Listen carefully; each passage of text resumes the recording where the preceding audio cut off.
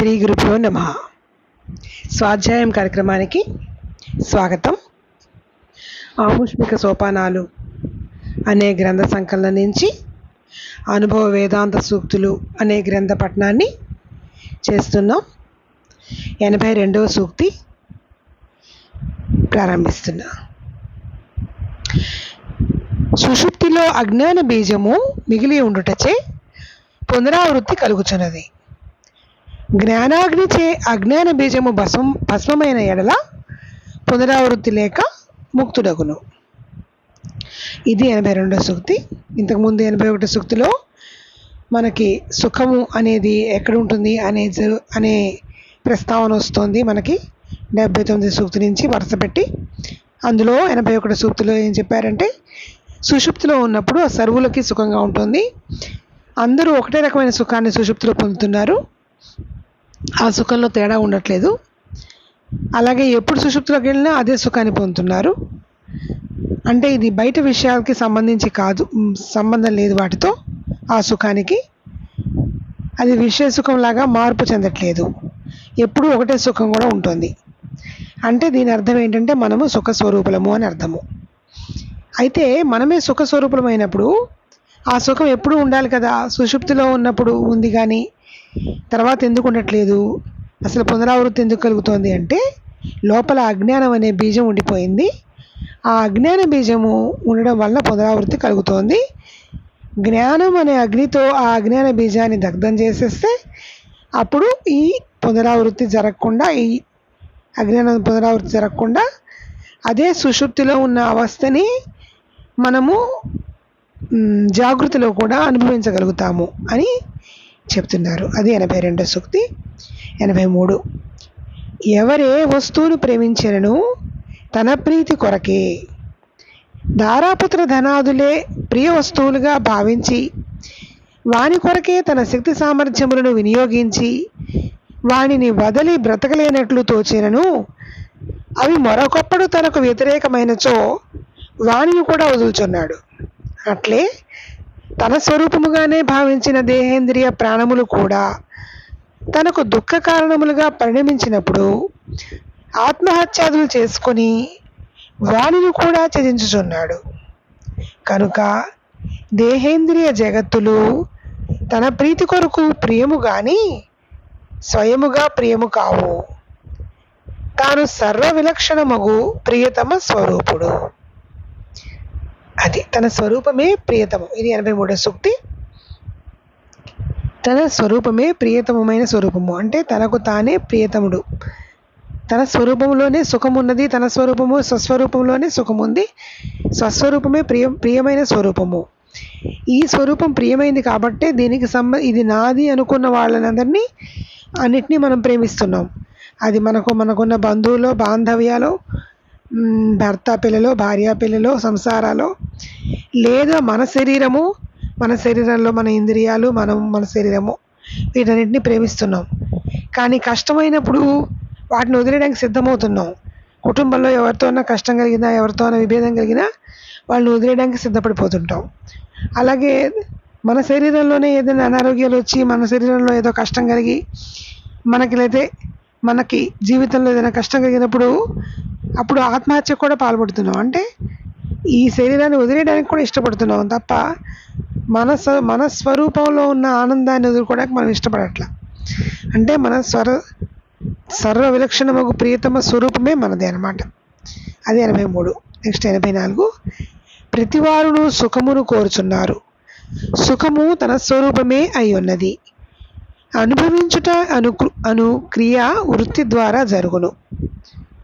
ఒక గృహస్థు పని పడినప్పుడు గృహము విడిచి బయటకు వెళ్ళి పని కాగానే శాంతపడి స్వగృహము చేరినట్లు వృత్తి కూడా ఒక సంకల్పము కలిగినప్పుడు ఆ కార్యాలోచన కొరకు రజోప్రేరితమై చలన స్వభావము కలిగి బహిర్ముఖమై సంకల్ప కార్యము పూర్తి కాగానే శాంతపడి సాత్విక వృత్తితో అంతర్ముఖమై ఆత్మస్థానము చేరును. అచట సుఖస్వరూపముగు ఆత్మయే కలదు గనుక ఆత్మ ప్రతిబింబముతో కూడి సుఖానుభవము ప్రకటించును.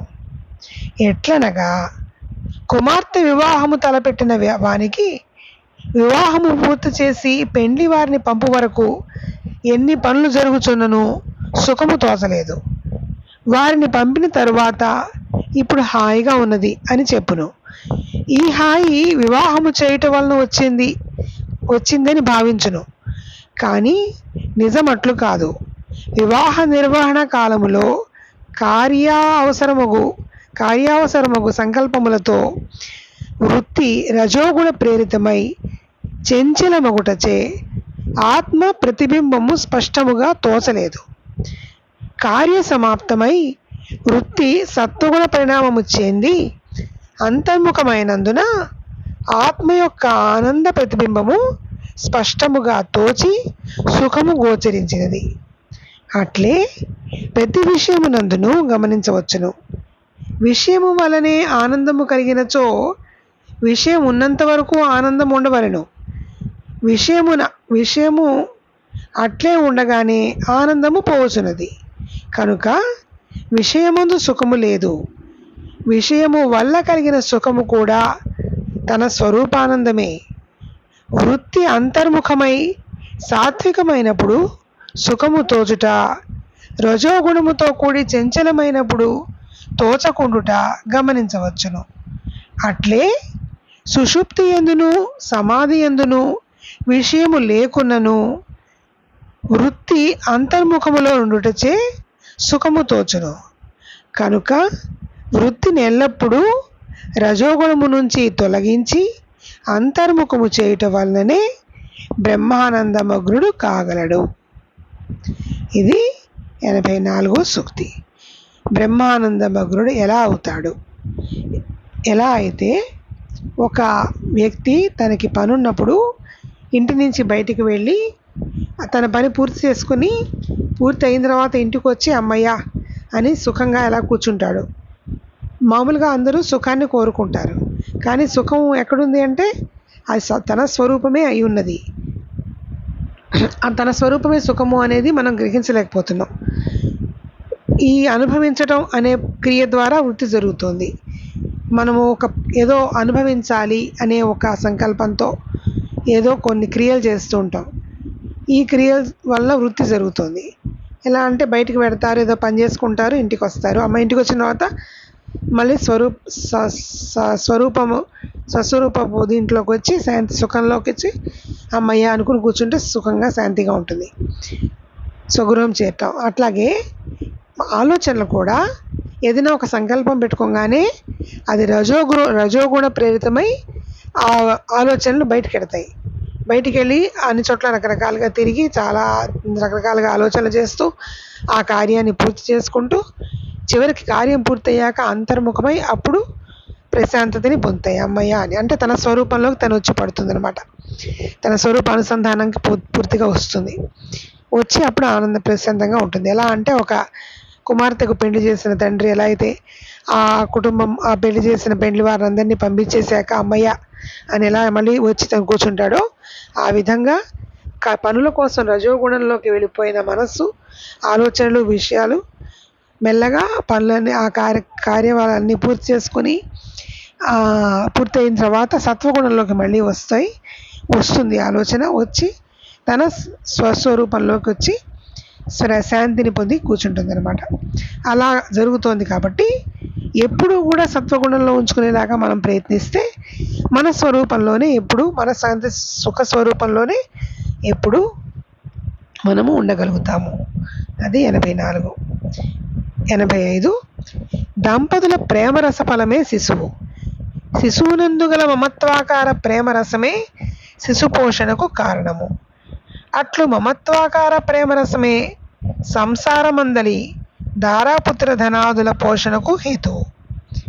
అట్లే లోకములో సర్వ పదార్థములందు అవ్యక్తముగా వ్యాపించి ఉన్న తానను ప్రేమరసమే సర్వ పదార్థములు తనకే ఉండవలనను వాంఛకు కారణము. లోకములో సర్వ పదార్థములను అన్యోన్య ఉపకారకములగుట చేతనే అన్నియు నిలువగలుగుచున్నవి. అనగా సర్వ పదార్థములందును స్వకీయ ప్రేమరసము వ్యాపించి ఉన్నది. పరలోకములందు కూడా ఈ రస వ్యాపకత్వము ఉండుట వలనే వానిని కూడా కోరుచున్నారు. అనగా తన స్వరూపముకు ప్రేమరసము అఖండ వ్యాపకముగానున్నది. అది లేనిచో సర్వము నీరసమై వ్యవహారమే లోపించును. అట్టి అఖండ ప్రేమరసమై మగు తన స్వరూపమును అహంకారమను మేఘము ఆచ్ఛాదించి మిథ్యా స్వార్థపరత్వమును కలిగించి జన్మ పరంపరలో ముంచుచున్నది. అట్టి స్వకీయ ప్రేమరసమును ఆస్వాదించుటకు యోగ్యమగునట్లు అంతఃకరణను సాత్విక ప్రధానము చేసి మిథ్యాహంకార నిరసన చేసినచో తాను కోరతగిన ద్వైత పదార్థమే లేదు. ఇది 85వ సూక్తి.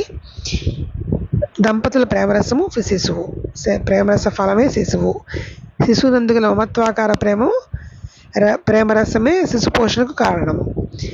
ఒక శిశువు పోషణకు కారణము ఆ మమత్వాకార ప్రేమరసం. అంటే నా బిడ్డ అనే ప్రేమరసంతోనే అతని పాలు పట్టినా ఏం చేసినా ఆ రసము, ఆ ప్రేమరసం వల్లనే ఆ బిడ్డ పెరుగుతుంది. అలాగే అందరి పిల్లలు, భార్య, బిడ్డలు, వాళ్ళందరి పోషణకు కూడా కారణమైనది ఈ ప్రేమరసమే. అట్లే లోకంలో సర్వపదార్థములు అవ్యక్తముగా వ్యాపించి ఉన్న తాను ప్రేమరసమే. ఈ అవ్యక్తముగా ప్రతి సర్వపదార్థముల మీద వ్యాపించి ఉన్న తాను అను ప్రేమరసమే. అంటే నేను అనే ప్రేమరసము మనకు తెలిసినంత వరకు మనము నేను, నాది అనే ప్రేమ భావన మన పిల్లలు, మన భార్య, ఇలా మన అనుకున్న వాళ్ళ మీద పెట్టుకుంటాం. అలా కాకుండా ఈ అవ్యక్తంగా ఈ ప్రేమరసము ఇది అన్ని పదార్థాల మీద కూడా ఉంటుంది లోకంలో. అందువలన అన్యోన్య ఉపకారములగుట చేతనే అన్నీ నిలువ కొలుగుచున్నవి, ఉపకారకములగుచున్నవి. అంటే ఈ పదార్థములు అన్నీ కూడా అన్నిటిలో ఉంటుంది ఆ ప్రేమరసం. అందువల్ల లోకములో సర్వపదార్థములను అన్యోన్య ఉపకారకములు అవుతున్నాయి, ఒకదానికొకటి ఉపకారకములు అవుతున్నాయి. అంటే మామూలుగా సహజంగా ఇప్పుడు ఏ ప్రకృతిలో అన్నీ ఉండాలి కదా, ఒకదానికొకటి హెల్ప్ అవుతుంటాయి కదా, ఒకదాని మీద ఒకటి ఆధారపడుతూ ఉంటాయి కదా. అంటే వర్షము గాలి మీద ఆధారపడుతుంది, నీరు ఎండ మీద ఆధారపడుతుంది, అప్పుడు మేఘం ఏర్పడుతుంది, మేఘం వర్షం అవుతుంది. ఇవన్నీ ఒకదాని మీద ఒకటి ఆధారపడి వస్తున్నాయి కదా. ఇది అన్యోన్యంగా ఒకదాంట్లో అన్నింటిలోనూ అంతర్లీనంగా ఉన్న ప్రేమరసము. అనగా సర్వపదార్థములను స్వకీయ ప్రేమరసం వ్యాపించి ఉన్నది. నేను అనే ప్రేమరసం అన్నింటిలో కూడా వ్యాపించి ఉన్నది. ఈ వ్యాపించిన ఈ ప్రేమరసము ఈ లోకంలోనే కాదు, పరలోకాలకు కూడా వ్యాపించి ఉన్నది. అందుకే అఖండ వ్యాపకంగా ఉంది ఈ ప్రేమరసం. అది లేనిచో సర్వము నీరసమే వ్యవహారమే లోపించును.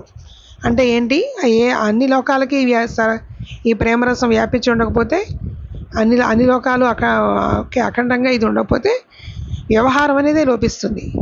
అందాక చెప్పుకున్నట్టు వర్షం కానీ లేదు, పక్షులు ఉన్నాయి, అవి ఒక పువ్వు తింటాయి, ఒక కాయ తింటాయి, అవి ఇంకో చోటుకి వెళ్ళి రెట్టేస్తాయి, మళ్ళీ అక్కడ ఆ చెట్టు వస్తుంది. లేదు తేనెటీగ ఉంటుంది, ఓ చోటు తేనె తాగుతుంది, మళ్ళీ వెళ్ళి ఇంకో పువ్వులోకి వెళ్తుంది, అక్కడ ఇంకో పువ్వు వస్తుంది. అట్లా ఈ వ్యాపకత్వం అనేది అన్ని చోట్ల ఒకదాని మీద ఒకదాని నుంచి ఒకటిగా ఉన్నాయి, కనెక్టివ్గా ఉన్నాయి తప్ప ఏది విడిగా లేదు. ఇది అన్ని లోకాలకి, వేరే పరలోకాలకు కూడా వ్యాపించి ఉన్నది. ఇది అఖండమైన ప్రేమతత్వం. సో ఇది లేకపోతే మొత్తం వ్యవహారమే ఉండదు. అట్టి అఖండ ప్రేమరసమేమగు తన స్వరూపమును అహంకారమను మేఘం ఆచ్ఛాదించి, అంటే ఇప్పుడు నేను అంటే మేము, నేను అంటే మొత్తం లోకమంతా నేనే అనే భావనలో ఉంటే అది అఖండమంగా వ్యాపించి ఉంటుంది ఆ ప్రేమతత్వం.